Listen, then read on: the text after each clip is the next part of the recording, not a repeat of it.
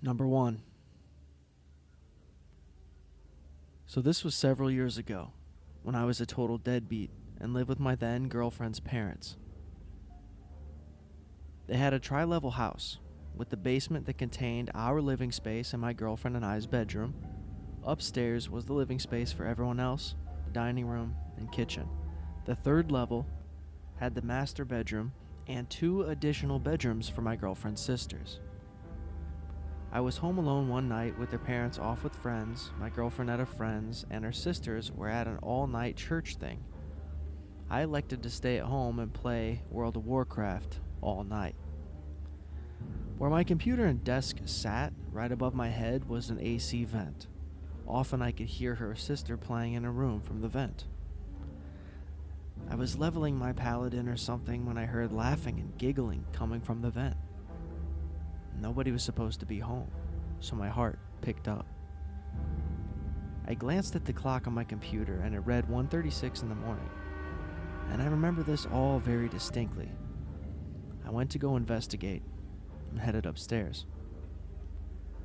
The way the landing sits is at the top of those stairs. You can turn left and either go upstairs or go into the kitchen. I climbed the second set of stairs and opened the first door on the left, which was her younger sister's room, which is directly above the basement. Inside, I used the light of my phone to illuminate as best as I could.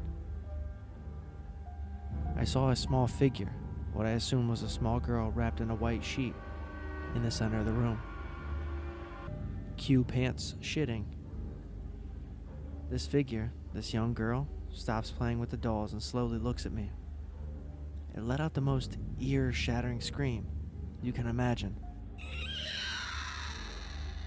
My skin crawls just thinking about it, and my chest tightens just remembering it.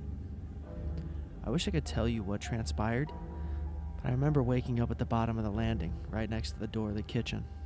I stumbled into the kitchen to get a drink of water and contemplate what the fuck just happened. I glanced at the clock. The clock read 4:46 in the morning. We never found the sheet the next day, but the dolls the figure was playing with were sitting in the middle of the room, away from the toy chest which they were inside of that afternoon. Number 2. When I was 9 or 10, I had a Halloween birthday party, and my friends and I were playing with the Ouija board, one of those Parker Brother games bought from Target. The entire time we played with it, asking it questions and everything, I was subtly moving the marker to answer the questions, trying to freak out my friends. They must have assumed that I was moving it because we were just laughing and nobody took it seriously. When we were finished, we all stood up and started walking out of the room. One of us turned back to face the board and said, "Goodbye."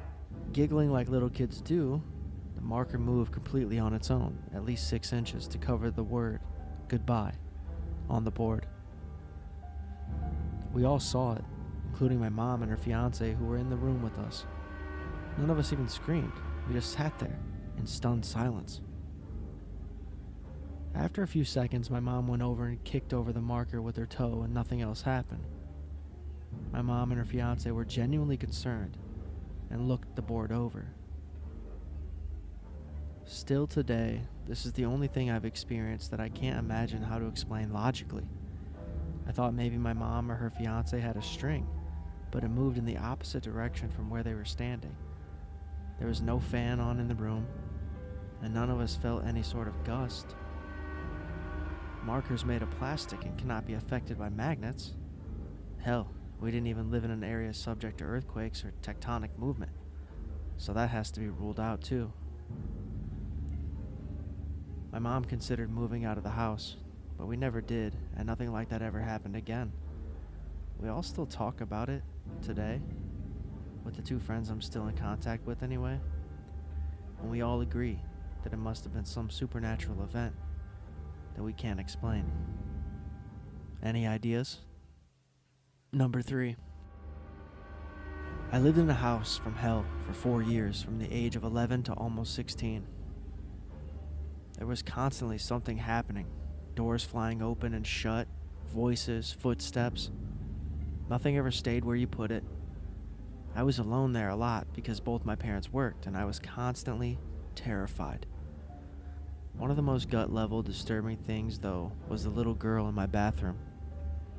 Every time I walked past my bathroom door, which was constantly since it was right outside my bedroom, I saw a little girl with blonde curled hair and a rose-colored dress.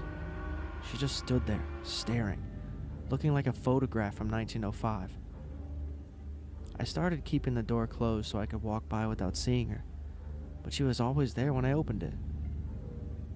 Once I stepped in past her, I couldn't see her anymore, but I could feel her there. She scared me, but I felt really sorry for her because she was trapped there, just like me, but probably forever. As the years went by and things in the house continued to get worse, she started seeming darker. I started feeling like she wasn't really a little girl. I knew there was something ugly in the house, and it felt like it was presenting this sympathetic image to me. Then I started thinking I was completely losing my mind.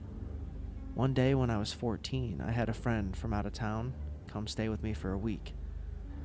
I didn't tell her anything about the house because I didn't think she would come if I did. Right after she got there, we were sitting in my room, and she left to go to the bathroom. About a minute later, she walked back in with a puzzled look on her face and said, "So, there's a little girl in your bathroom?"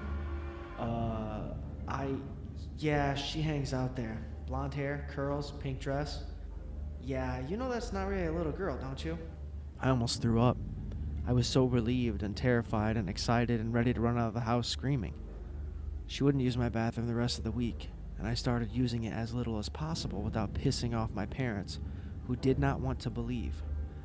Eventually we moved out, and I could not have been happier. I distanced myself from it mentally as much as I could. Then when I was 18, I took another friend on a road trip to pack up a few things that I'd left in the house. My parents hadn't managed to sell it and wouldn't for 5 more years. The minute we got on the property, my friend seemed uncomfortable. When we came around the bend in the long, steep driveway, he went completely white. I could tell something was wrong, but he insisted he was okay, so we got to work. After a while, he asked to use the bathroom, and I directed him to mine. Not 20 seconds after he left, he came running back in, gasping for breath. He slams the bedroom door behind him. He started babbling about a little blonde girl who isn't really a little girl. All of a sudden, he went dead still, looked me in the eye, and very solemnly said, "She's not happy with you. You left. You weren't supposed to." We threw whatever we could grab in 2 trips in my car.